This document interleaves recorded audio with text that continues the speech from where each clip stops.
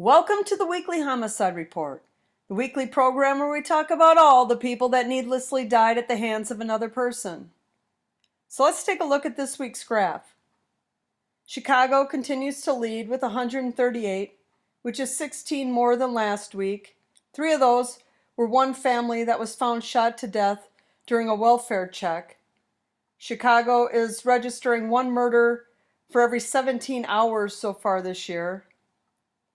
Philadelphia has slowed its pace for the first time this year, and for the first time is behind their 2021 total from this time last year. Baltimore is at 84 after registering 6 murders this week. St. Louis comes in at 79, but their information is only updated through April 2nd, so it's likely a few higher.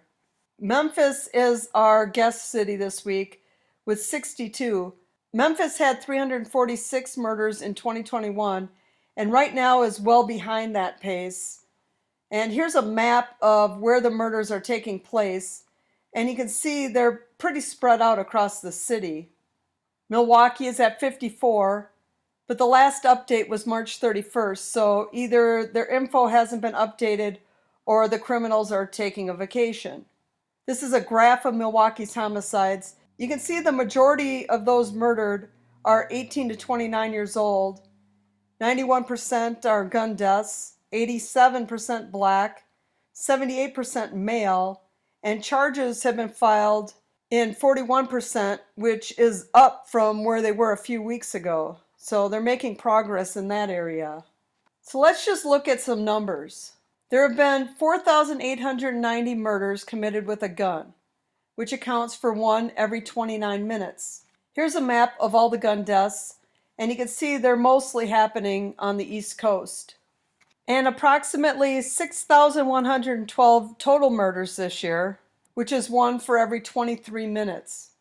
80 children under the age of 11 have been murdered by gunfire, and another 181 shot.